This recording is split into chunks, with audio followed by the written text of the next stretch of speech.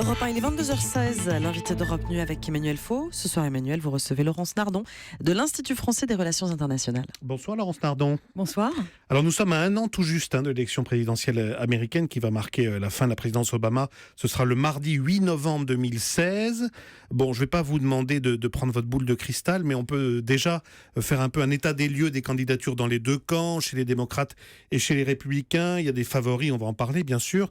Mais d'abord, au jour d'aujourd'hui, Laurence Nardon, vous diriez de quel côté la bataille s'annonce-t-elle la plus incertaine? Est-ce que c'est du côté démocrate ou du côté républicain? Il me semble qu'aujourd'hui, c'est plutôt du côté des républicains qu'on est encore dans une primaire très ouverte. Côté démocrate, les choses semblent un tout petit peu plus décidées. D'accord. Alors, on a dit ces dernières semaines que le match était relancé pour les primaires démocrates. On avait dit que la candidature d'Hillary Clinton avait du plomb dans l'aile, qu'elle était concurrencée par notamment Bernie Sanders, candidat marqué beaucoup plus à gauche. C'est plus le cas aujourd'hui. La route à nouveau s'est dégagée et ouverte pour l'ancienne First Lady? En fait, c'est vrai, il y a 2-3 semaines, elle était, sa campagne semblait un tout petit peu ralentie, manquait un peu de dynamisme. Et puis, il y a eu 2-3 événements mi-octobre. Elle a fait un très très bon débat télévisé. Ensuite, elle a subi une de ces fameuses auditions au Congrès sur l'affaire de Benghazi et ses emails. Qui a duré des heures et des heures. Absolument, et dont elle s'est très très bien sortie, ce qui n'était pas joué d'avance, mais en fait elle a été excellente.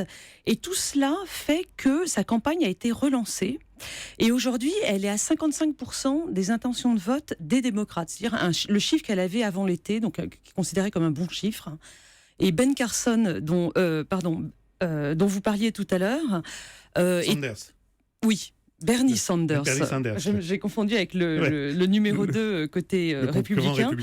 Est toujours assez haut dans les sondages, il est à 30, mais c'est auprès de l'électorat démocrate. C'est-à-dire que ce monsieur ne ferait pas un bon score dans une élection nationale, il fait bien trop peur au reste de l'électorat américain. Pour garder le projecteur sur Hillary Clinton, on a dit aussi quand même qu'elle avait cette froideur dont elle n'arrivait pas vraiment à se départir, même si elle avait changé tout au tout sa communication par rapport aux primaires précédentes, qu'elle avait perdu contre Barack Obama. On disait que ça faisait quand même communication très maîtrisée.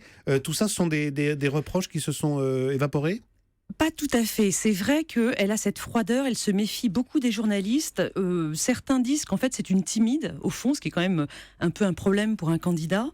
Mais là, elle réussit à se détendre. Comme je vous disais, ce débat télévisé, manifestement, c'était pas la Hillary Clinton habituelle. Elle était beaucoup plus cool et détendue. Et ça s'est vu dans les sondages qui ont suivi ce débat. Et Sanders est apparu, à contrario, un peu provincial et donc pas en mesure de prendre le costume. Oui, tout à fait. Du leader démocrate. Ça a été une sorte de contre-performance pour lui, mais elle a effectivement cette difficulté de communication, donc on n'est pas à l'abri d'un raidissement de nouveau de sa part. Alors, passons sur l'autre rive, Laurence Nardon, dans le camp républicain. Est-ce que le milliardaire Donald Trump, dont on parle incessamment depuis cet été, est toujours en mesure de renverser la table, de créer la surprise, par rapport, je dirais, à des candidats plus classiques dont on parlait avant lui, comme par exemple Jeb Bush, l'ancien gouverneur de Floride? Alors, côté républicain, c'est encore très ouvert. Alors, effectivement, tout le monde prédit depuis l'été la chute imminente de Donald Trump. Alors, il commence effectivement à chuter un peu dans les sondages. Il n'est plus qu'à 26% au lieu de 30 ou 40 qu'il a pu atteindre. Mais il est toujours le premier sur une candidature extrêmement populiste, extrêmement agressive. Enfin, il tient vraiment des propos un peu outranciers. C'est son fonds de commerce. Mais est-ce que c'est en train de se retourner contre lui, ce qui faisait un peu sa force et son originalité au début? Parce qu'on commence à le trouver outrancier, justement. Oui, c'est ce que je crois. Il est en train de baisser dans les sondages, mais comme je vous dis, c'est pas complètement fait, puisqu'il est toujours premier à 26%. Oui. Ce qui est intéressant, c'est que Trump, celui qui le suit, donc Ben Carson, et même Bernie Sanders de l'autre côté, dont on a parlé il y a une minute, le démocrate gauchiste, entre guillemets, ce sont des candidats qui ne sont pas des candidats politiciens habituels, ce sont des candidats anti-establishment. Et ça, c'est quelque chose d'intéressant dans cette campagne. C'est qu'en fait, les candidats qu'on pourrait dire politiciens classiques ne font pas recette. Et ça dit quelque chose sur l'état de l'opinion américaine en général.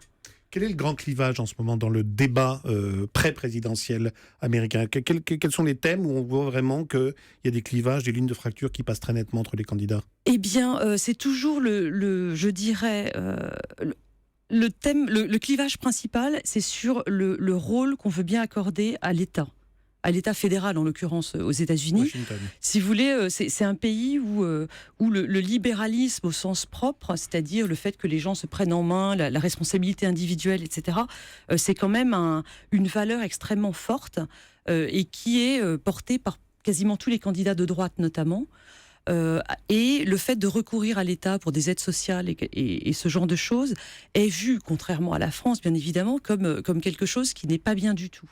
Et donc ça, c'est quand même toujours un principe fondamental de la politique, de la philosophie politique américaine, qui clive beaucoup les candidats. Et dans quelle mesure le bilan de Barack Obama, qui est plutôt bon sur le plan économique, va peser sur le choix des électeurs américains? Est-ce qu'il y a un désir d'alternance à tout prix, de changement de visage et de couleur politique, ou est-ce que ils vont tenir compte quand même de ces indices économiques qui sont plutôt favorables? Alors curieusement, l'économie américaine, qui pour nous semble dans une forme éblouissante, n'est pas perçue comme telle par les Américains, même s'ils ont pour beaucoup retrouvé du travail après des périodes de chômage, etc. Parce qu'en réalité, les salaires n'ont pas recommencé à augmenter. Donc, ils n'ont pas. Quand on fait des sondages d'opinion aux États-Unis, quand on les lit aujourd'hui, on ne voit pas la part du gâteau de la reprise. On voit, oui, et on voit pas la perception d'une reprise économique dans l'opinion, qui se traduirait par une approbation très forte du candidat sortant, du président en place aujourd'hui, Barack Obama. Alors, nous, on voit beaucoup la macroéconomie qui est favorable et au quotidien, c'est vécu différemment. Exactement. Et donc, le candidat, ou la candidate démocrate qui va se présenter côté démocrate après lui, va devoir jouer un jeu compliqué qui est je reconnais le bilan de mon prédécesseur et en même temps je me démarque pour proposer autre chose. Le jeu habituel d'un candidat qui remplace quelqu'un de son propre parti. En un mot, les choses sérieuses commencent en janvier avec les grandes primaires, les caucus.